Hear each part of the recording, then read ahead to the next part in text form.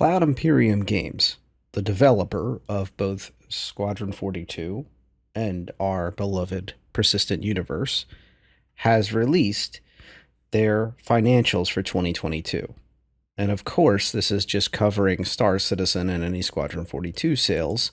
However, this has a lot of good information to glean. So I'm going to hit three major topics. You can jump around on the chapters if you want to go do so. But these were released on January 2, 2024. So first up, we're going to talk about finances. 2022, this official report that was released publicly, says that subscriptions was still maintaining a relatively small portion of the overall sales. If you take a look at the way that the funding is done, you can see that still sales of pledges are king. Pledges.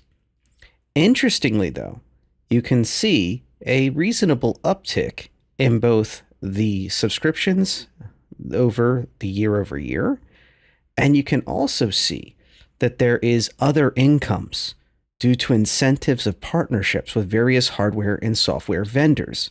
Once again, these little notes I put on this slide are directly out of the same report just below these graphs, and I will provide a link directly to this page in the description if you want to check out the whole report, and I encourage you to do so. However, you can see here that ship sales are still a significant portion of the overall money, clocking in well over 114 million in just 2022 and showing a healthy income for the organization.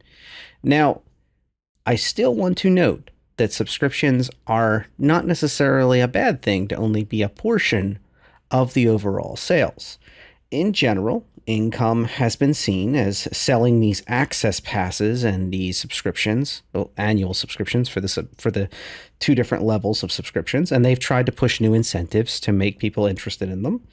But in general, the subscriptions pay for a lot of the productions for content creation that's officially made by Star Citizen on their official pages, whether it be on Twitch, YouTube. I think they're even trying out TikTok this year, and Twitter, all the different various entities. And this is not to be confused with marketing. They also make their Jump Point magazine and some other things. So as long as the subscriptions stay relatively even for the overall needs of those productions and whatever else, I really don't see there being an issue. However, you can see here that it is a relatively even-keeled situation where most of the situation is in ship sales and a jump in various hardware and software partnerships being incentivized as income. Note that it isn't that much we're talking about on that front, but it is double what they make on subscriptions. On to headcount analysis. So what we can see here is that in 2022, there was a considerable growth in number of people that are working at CIG. Now, this has been kind of an interesting topic because in the past, I've had discussions with different groups on here where they have a large push for how many developers are there really. So, okay, CIG has this huge number of employees. Where are they actually doing anything? What are they up to? And most importantly, are they even developers? And you can see here that in 2022, CIG has not only grown in number of staff, but specifically the developer number has gone up. I'm going to keep it simple. It went up. Interestingly also is you're going to see this in the finance breakdown on the next page, but they note that some of the headcount changes have been due to taking on Turbulent in Montreal, so headcount gains there.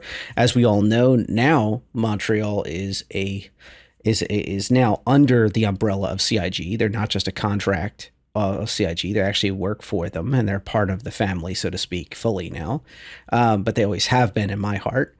But with Turbulent being up and running in Montreal, and then also, of course, the rapid expansion of the main facilities in Manchester that we've seen, I think that's going to take a majority of what's here. And you don't have to take my word for it. You can literally look here at the paperwork that you're going to see on this page and the next page. But most importantly, the main point, if there's anything else to glean from this, is that there's a tremendous amount of developers. The old meme, developers, developers, developers. Well, they have them. However, one other thing that's interesting is the growth of publishing ops, community events, and marketing. And that is an interesting development, to say the least, that we're seeing that growth continue year over year as well. Marketing has been no small secret that CIG has been trying to up its game in marketing over the recent years. And especially with the development of Squadron 42, there is a strong desire to have a huge marketing backbone to be ready for a worldwide release of a brand new game. And of course, support enhanced operations as the PU matures more and more on the verse side of the Star Citizen. Now, I'm kind of using loose terminology here because we can't glean how many of these people are developing towards Star Citizen, the verse side, or Squadron 42 specifically. Now, what we've heard recently, and remember, this is for 2022 to be fair, what we've heard recently is that Squadron 42 is feature complete as of CitizenCon in 2023.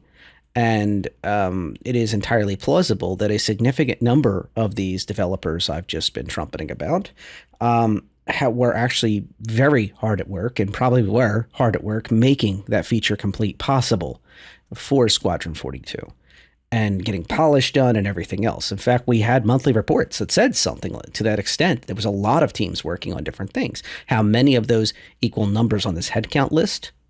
Don't know. But what we can see is that there was a significant growth in headcount, and I strongly suspect when we get a 2023 report, this number will be even higher. And it is safe to say that a reasonable number of these people, both in the US and, as they call it, the rest of the world, which is mostly now UK, Germany, and now Canada, would be considered mostly working towards the PU now. And or at the very least hybridized, where they're working on PU content or porting Squadron 42 content over to the PU, and or also helping out with final polish on Squadron 42 efforts. So there's kind of this combination. There always has been, where there's been a balance. And I've long been an advocate for trying to find a more reasonable balance between Squadron 42 needs and the PU. In my ideal world, it would be 50-50 at the minimum. And that's really how I'd like to see it. By the way, for those who are unaware, there's going to be 2 more Squadron 42 games. Just a reminder for the long-termers, and for the new folks, this is just a quick brief. So it is highly likely that you'll start hearing about development out of like a lightning bolt out of the sky on the second part of Squadron 42. Once Squadron 42 Part 1 is out or close to being out and sitting there being set up for release. Keep that in the back of your mind. So don't think that we're out of the woods just yet if you're just on Team PU.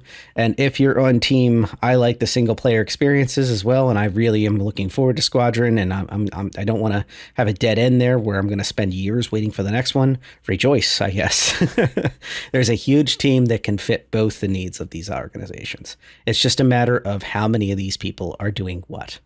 So anyway, developers, lot, marketing, still growing.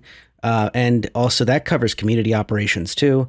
And it's healthy. I think it is healthy to note. I do find it also interesting that you can see the outlay of personnel, the US versus everybody else. It would be nice to see this broken down again into a country by country basis. It would be kind of fascinating to see how many are developers, how much admin stuff how many admin teams are actually here in the US versus Germany versus the UK versus Canada. That'd be interesting. So on to finance. So when we're talking about CapEx, I am going to tell you right now, I am not a marketing investor. I am not an MBA. And I mostly focus on the public sector for the anytime I even talk money.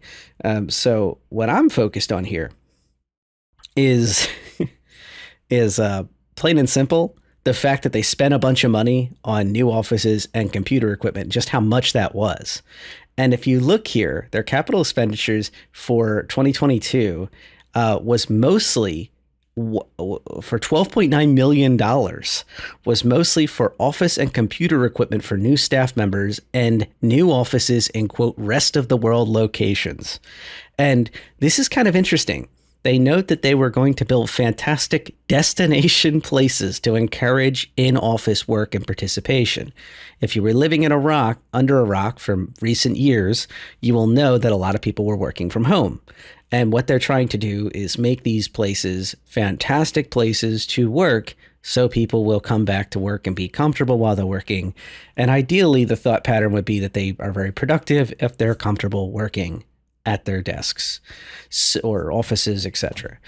So their project's extremely complex and time-consuming to build and support, and I think they're directly referring to their Manchester offices in the UK when they say that. And it is important that we provide the best environment for our people to enjoy the hours of work being undertaken. So, yeah, I'm kind of curious about this one. So if you take a look at a lot of the old videos from the early days of Star Citizen development, you will note that there's a lot of temporary style desk locations and, kind of a ragtag group operating literally at one point out of a house. And they've certainly grown since, right? And their operations are world class now. The skies, the scale, the amenities that they offer in their facilities. It's not a coincidence that Citizen Cons are inside studio towns. It's not just for the ease of logistics and supporting the event. It's also so they can do studio tours. They want to share this with the community. They want to have people want to work there, and that makes sense. I do find it interesting that they're spending so much of the capital expenditures on these things, on these huge outlays, and this is just for 2022. And you will note that the publishing and marketing is also buried in here too. So CapEx may have jumped up dramatically over the previous years, which is once again $12.9 million spent on facilities, offices, computers, equipment, etc. But more interesting to me is the ramp up of marketing over 2021 and 2022, publishing and marketing. And what I find there is a story about Squadron 42. So it is no mysterious thing that PU also has a lot of advertising. I don't think I can go on YouTube without seeing it, but I'm sure they got my number. They know I like watching Star Citizen content just as much as I like creating it. And but the other thing is the elephant in the room is going to be Squadron.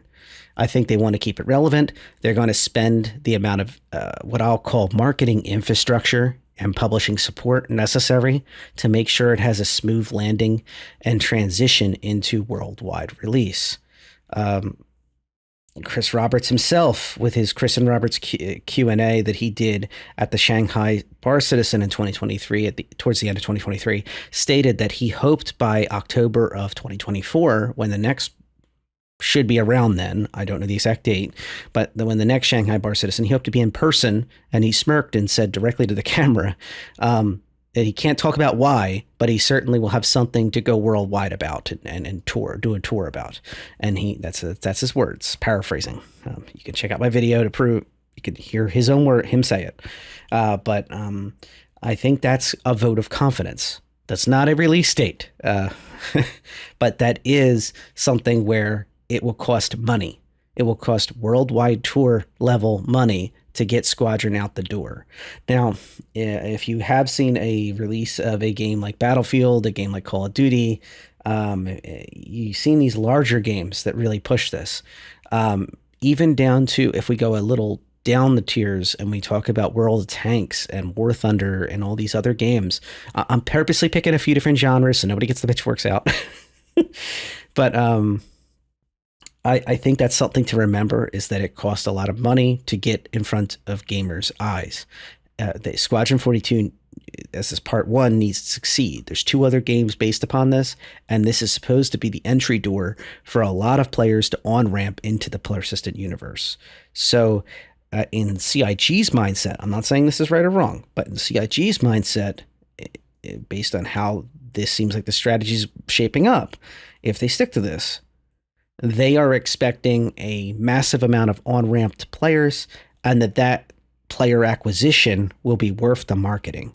At the very least, even if they barely make a dime off Squadron 42, the first part, it will get it in players' hands and get players talking, get players playing, get players excited, and then they go into the PU, and then they want to go for part two, and they create this energy that basically the small campfire we have, they want to make into a bonfire.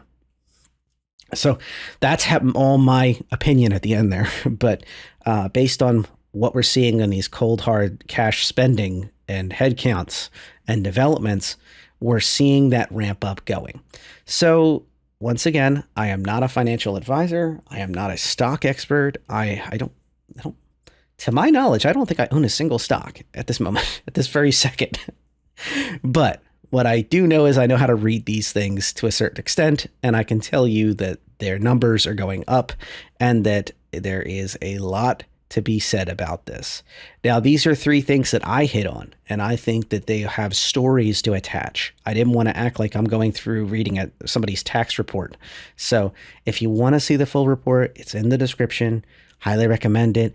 If there's something that's glaringly wrong, please note it in the comments. I will gladly note, and thank you for noting it, just so everybody's on the same page and they get the right information.